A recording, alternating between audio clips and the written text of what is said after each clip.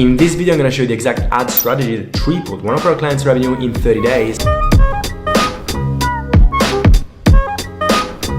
And we are using with another one to go from low 6 figures to 7 figures a month. We're going to cover why your ads are tanking, what are hybrid ads and how you can implement them, and at the end I'm going to show you the exact campaign structure and testing framework that we use to get those results. But before we dive into all that, let me show you something. Let's take two ads for example. One is a classic talking head ad like the ones that are probably running at the moment, and the other one is a hybrid ad like the ones that I'm going to show you how to create in this video. Let's say that the cost per mil is exactly the same. So the cost per 1,000 views is roughly $20 in both creatives. And let's even say that they have the same messaging. So the conversion from people coming through is going to be the exact same in both creatives. The only difference is that one has a normal structure and the other one has a hybrid structure. So the first one has a 7% of people getting to the end, the second one 20. The first one has a 1% click-through rate and the second one has a higher click-through rate in rapport to the people that got until the end because it's got again a better structure. It's more entertaining and it creates a bigger connection and sparks more emotion, right? So 1% click-through rate versus 4% click-through rate. Meaning out of those 1,000 views, we get 10 people clicking through in the first ad and 40 people clicking through in the second ad. As a consequence of that, the cost per click in the first one is going to be $2 and in the second one, 50 cents. Now, assuming that the product is going to be the same, the price is going to be the same, and it's going to be $4,000, ad number 1 has a 4x ROAS, while ad number 2 has a 16x ROAS. And let's say that person A running ad A spends the exact same amount as person B running the ad B. So let's say 10K. The first one makes 40K, so 30K after ad spend, and the second one makes 160K, 150 without the ad spend. Now, just to make the example even more tangible, let's subtract the cost of the sales team and let's subtract some fixed costs, right? The first person takes home $20,000 in a month, the second person $122,000 in a month. Meaning the first person makes 140K a year, so like a surgeon or a software engineer. The second person makes almost $1.5 million a year, so they can fly private, they can buy a 720S, they can buy a high-rise, right? And all this, right, the difference between a surgeon and a person making $1.5 million a year is the click-through rate and the amount of people that it gets to the end. And again, this is assuming that the messaging is the same. But in this video, I'm not only going to show you how to increase click-through rate and the amount of people that it gets to the end, but also how to improve your messaging to increase conversion. But enough talk, let's get into it. Now, the first problem with your ads, and that's why they are tanking, is because they look like ads. They start with, if you're X struggling with Y, and then you go on and you just explain and you just pitch your product. I'm sorry to break it down to you, but you cannot be using the same hooks that you were using in 2020. Those talking head sit down ads recorded in studios, they create no connection, they are no different than all the other ads in your niche, and there is no pattern interrupt because it's just another ads amongst thousands. You need to understand that people, when they see your ad, they are doom scrolling. So first of all, you need to break the pattern. That's fairly obvious. But then the thing that you need to do is you need to generate such a strong emotion that is going to trigger a subconscious behavior, which is going to be clicking through, because your ad created such a strong emotion within themselves that they had to click through. You should see the click as the first commitment, as if they were paying to click, because low-key, they are paying with their attention, not with money, because they are leaving the super engaged and entertaining feed to click on something that most probably is going to be less entertaining than the feed. So in order for you to get the click, to get them to commit the first time, you need to make yourself likable. And how do you do that? The easiest and best way to make yourself likable is by stealing them a smile. I'm going to show you how to do that in a second, and I'm also going to show you some retention tactics and how to include action in your shot to make it more engaging and increase the retention. But not because we want everybody to come through and get unqualified prospects, but because we want to maximize the amount of people that gets to the middle of the video and to the call to action, because the more people, the more qualified people within those people we're gonna have. Two more reasons why your ads are probably tanking at the minute is because you're probably using buzzwords that your ICP immediately associate to something negative happened in the past, because they maybe bought something from someone who was using those buzzwords, and now if you're using those buzzwords, they immediately label you as a scammer. And the second thing is you have no unique positioning. Again, you're just a commodity. You're just another ad, another annoying ad in their feed. You don't position yourself as the new shiny object, the new unique mechanism. Now, what are hybrid ads? Now, you should see ads as environmental pollution. Ads are polluting the platform. You're scrolling and these ads are ruining the user experience. So how do you make the algorithm push your ads more? Well, you make your ads look as organic as possible. Meaning, no Rode microphone, no wooden planks in the background like studio effect, studio vibe, no green plant behind you, none of that. As soon as they see those elements, they label you as a guru. Make your ad look almost as organic as those videos that you see on your feed that are taken by mistake, right? Let's say like a CCTV camera or one of those those like sneaky Snapchat videos, if you can make your ad look like those ones, so many people are gonna watch it, and the algorithm is gonna be much more likely to push it because it doesn't ruin the experience as much as normal ads. And on top of all this, you steal them a smile, you make them think this guy is really good, and you make them share the ad. Imagine you pay for a click or you pay for a viewer, and the viewer shares the same video with 3, 4, 5 people because your ad is so entertaining, so funny, and so relatable. It's like a cheat code. But let's break down now the components of a hybrid ad. The first section is crazy, pattern interrupting, organic looking hook, right? So this can be a Snapchat hook. So I'm pretty sure you've seen online those videos where there's someone recording,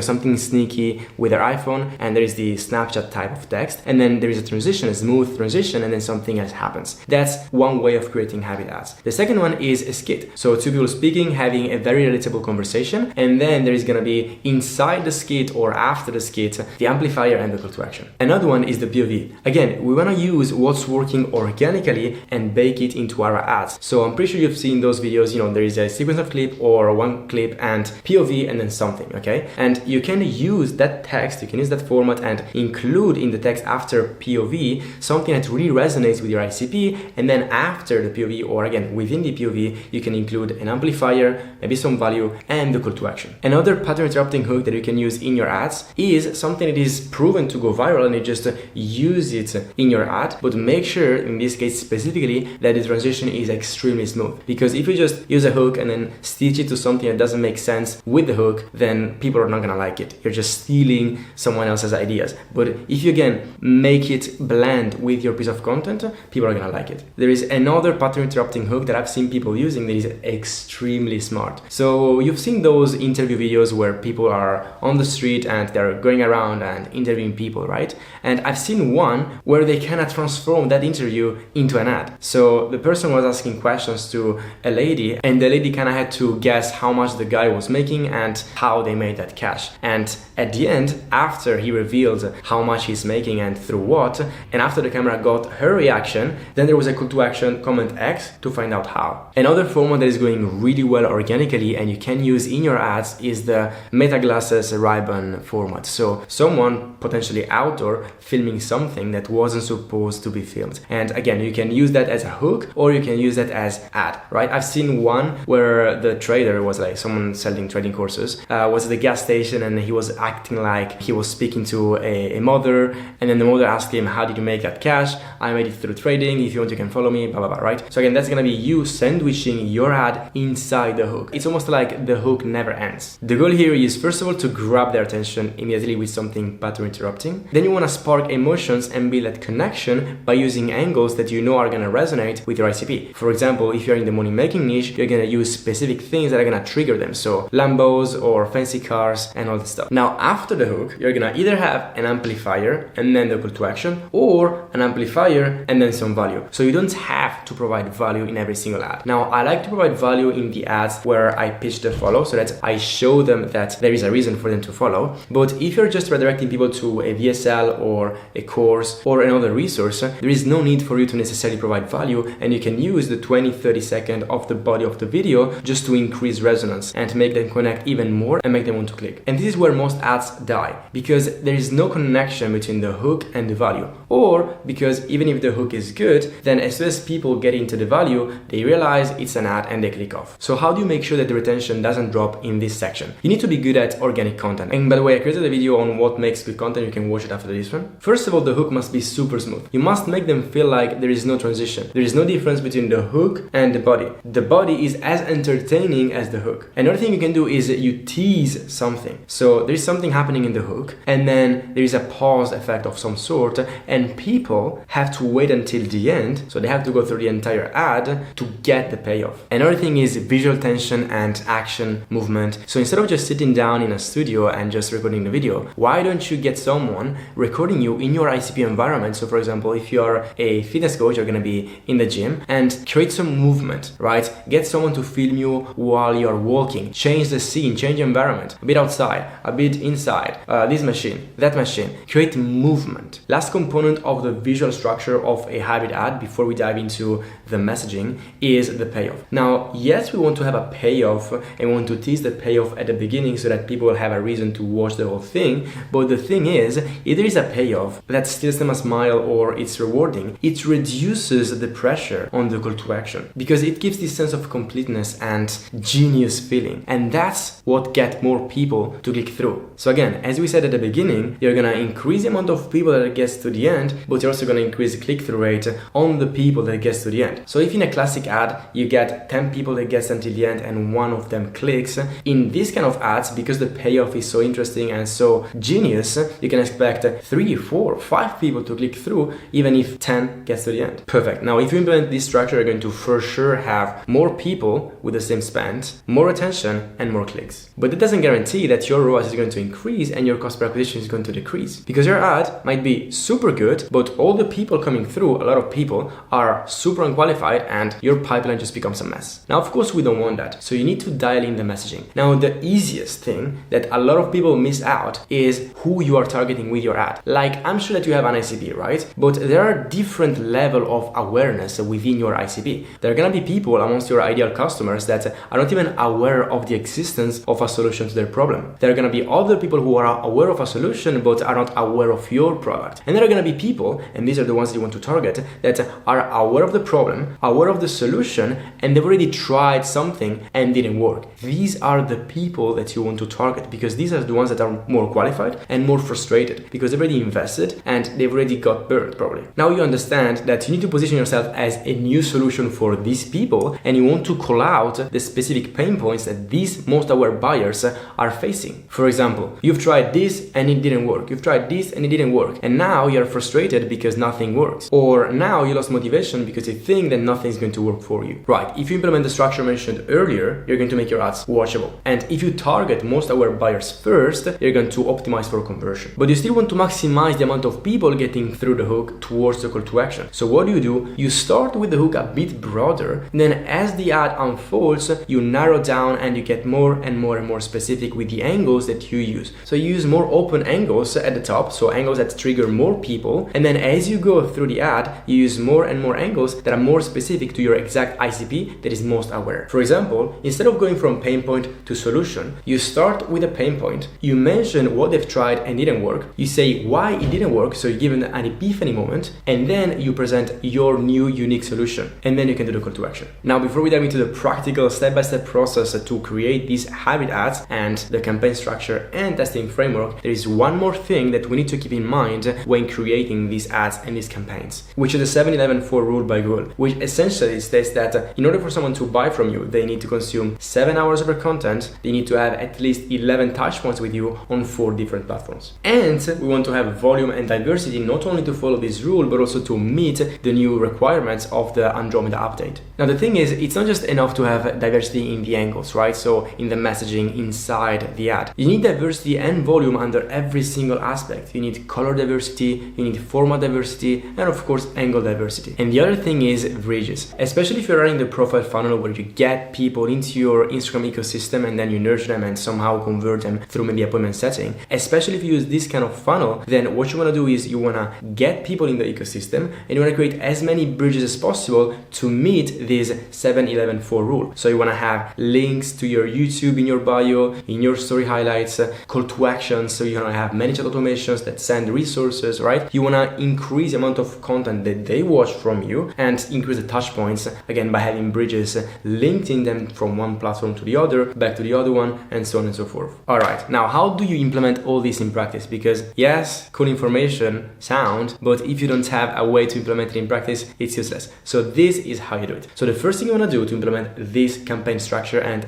these type of ads is to create a library. And in this library, you're going to have your ICPs, a bunch of angles, a bunch of formats, and types. And if you want, you can even scroll to collect hooks. So it's going to be easier to then build the whole thing. Once you have all this, it's going to be super easy to create pretty much unlimited ads and test different angles and different formats to come up with a super species that is going to be the winning one. But let me explain you step by step how to find the best angles, the best formats, and the best types for you. Now, I'm not going to touch on the ICP because hopefully you have that in place, but I'm going to touch on angles because a lot of people get it wrong when it comes to creating ads. They only look at what their competitors are doing. But the first place you want to look for angles is internally. So you want to do research on your clients, on your newly onboarded clients and current recurrent clients. You want to ask them things like, what made they convert specifically? Why you chose me? What situation situation were you in before starting working with me? When and why did you start looking for a solution? What were you thinking, feeling, and experiencing emotionally and physically before you started working with me? If you ask all these questions, you're not only gonna get angles, but the most important thing is that you're gonna get words. You're gonna get sentences. And in your ads, you're gonna use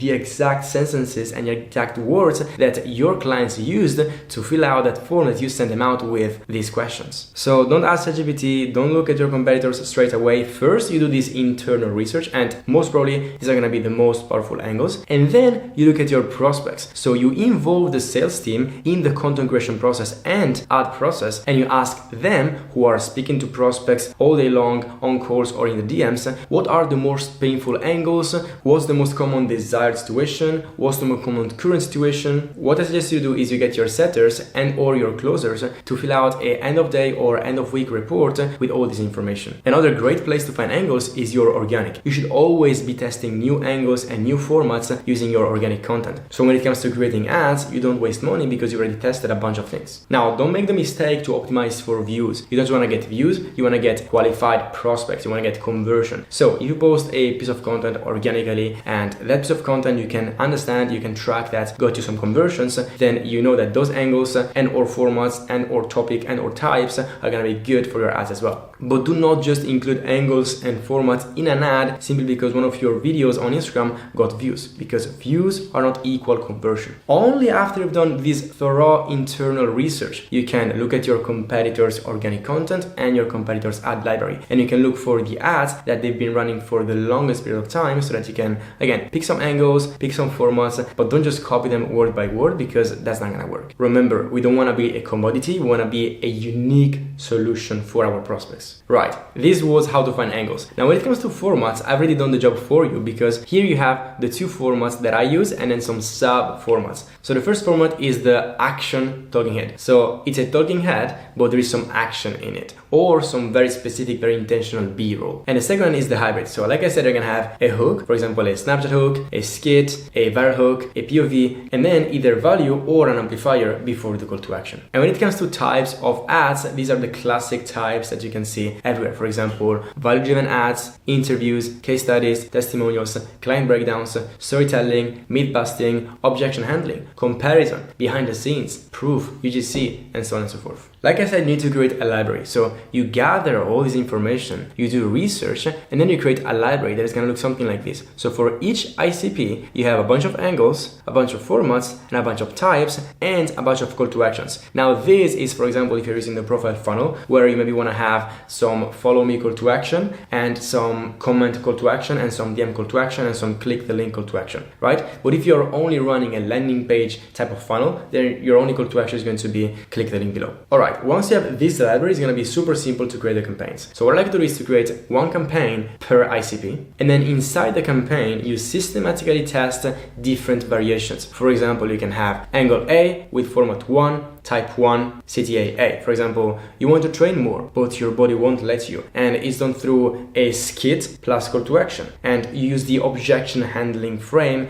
inside the skit. For example, two people speaking, one tells the other one that they want to train more, but they feel like their body won't let them. And the other one tells them, why don't you do this? And the other one tells, yes, I've tried it and it didn't work, because we're using the objection handling frame. And then at the end, there's going to be a call to action. Number 2, for example, angle A, format 2. So in this case, it's going to be a snapshot plus amplifier plus call to action, still type 1, and then still call to action A. So the messaging and the script is going to be very similar, but the format is going to change. See how easy it is to come up with unlimited ads. And then all you have to do once you have creative 1, 2, 3, 4, 10 out, all you have to do is test conversion. Don't just base on vanity metrics. And then you create the super specy creative. So you grab the winning angles, the winning formats, the winning types, and you blend them together into super specy ads. But what do you base your decisions on? When do you decide whether to kill an ad or keep it running or double down on it? So there are two groups of metrics, soft metrics and hard metrics. Now, the problem with hard metrics, which are the ones that you should follow mainly, is that they are are kind of slow to build, because especially if you're using maybe the profile funnel, you need to get the prospect,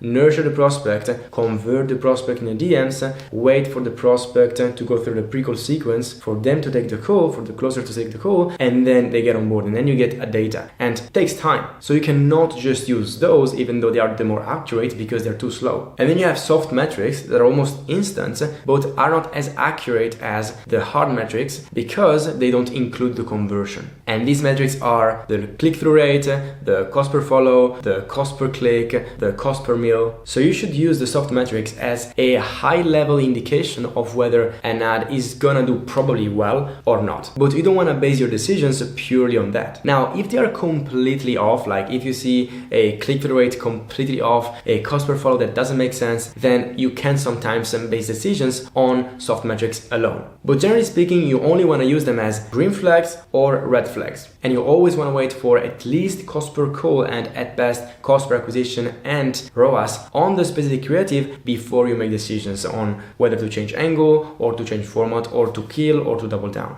I hope this was insightful. Now, if at this point you're thinking, yeah, that's cool, but I don't have the time, headspace, or creativity to do all this myself, well, feel free to come and work with us. We can sort out your ads and funnel, whether you're using appointment setting or a direct VSL funnel. We've been doing this for over 3 years now in pretty much every niche you can think of, and you've seen the results at the beginning of this video. And yeah, I'm just gonna leave the next step in the description of this video.